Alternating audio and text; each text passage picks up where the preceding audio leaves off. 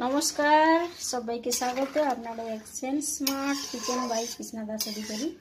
আর আমি কৃষ্ণা বানাচ্ছি আজকে একটা দারুণ রেসিপি গরমের দিনে।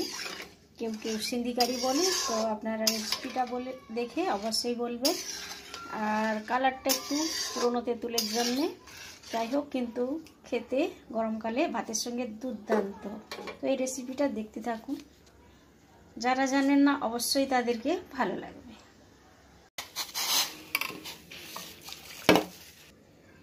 তেঁতুলটা প্রথমে আমি এটার মধ্যে একটু ধুয়ে নেব এইভাবে, তারপরে এটাকে এটার মধ্যে ভিজিয়ে দেব, পরে ছাঁকনিতেও ছেঁকে নেব। আমি এখন কড়াইটা বসিয়ে রাখলাম, ধিমে আছে, তো তখন তেঁতুলটা ভিজতে থাকুক। এইখানে আমি সবজিগুলো কেটে রেখেছি।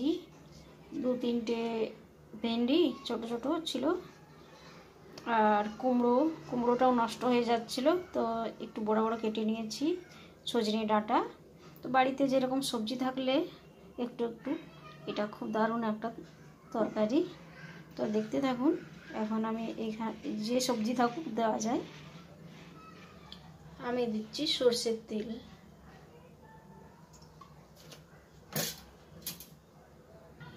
ফোড়নে দিচ্ছি মৌরি, সরষে, জিরে আর মেথিটা আমি একটু হাতে ঘিষে নিয়েছি।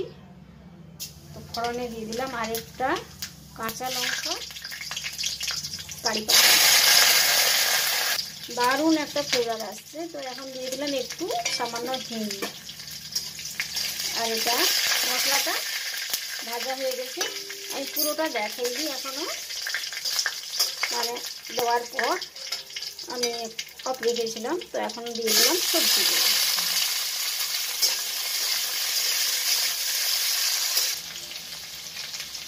দিচ্ছি এখন নুন,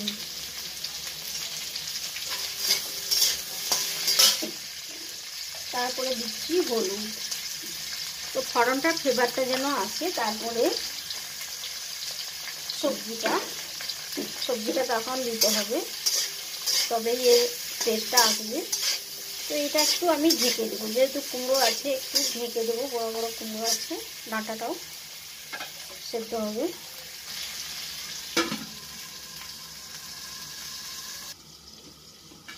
তো একবার আমি খুলে নাড়াচাড়া করেছিলাম, তারপরে এখন খুললাম, একটু সেদ্ধ হয়ে গেলে ভালো।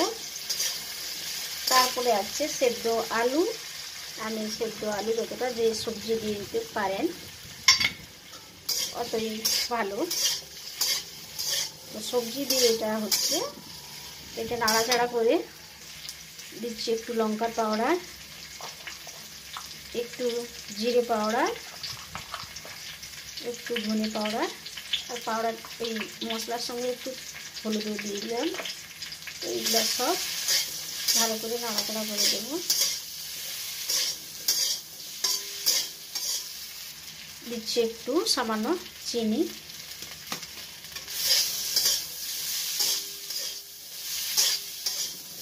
এটা বেশিরভাগ বাঙালিও খায়, তো বাঙালিও খেতে পারে, যে কোনো বাঙালি তো খাবার জন্যে সব কিছু মানে আগে। তো এখন আমি দিচ্ছি তেঁতুলের টক, মানে ভেজানো ছিল তেঁতুলের গাছটা, ওইটা দিয়ে দিলাম এখন। তো টকটা যে যেভাবে খায়, মিষ্টিটা অবশ্যই দেখে, আমি একটু সামান্য মিষ্টি দিয়েছি, যদি লাগে তো আবার দেবো। আর এটা হচ্ছে গিয়ে গরমকালে দারুণ, এখন গরম খুব পড়েছে, একটু এইভাবে টক সবজি দিয়ে ভাত দারুণ লাগবে। মাছও না হলে চলবে, মানে এমনি টক হলেই ভালো।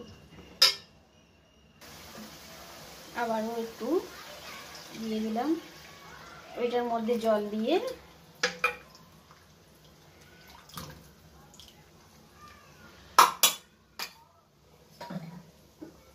আর একটু জল দিচ্ছি। টকটা ফুটলে ভালো হবে, যত ফুটবে সবজির মধ্যে যাবে আর টকটার টেস্টও হবে। তার মধ্যে নুন চিনি দেখে দিতে। তো টকটা আমি ভালো করে ফুটিয়ে নেব।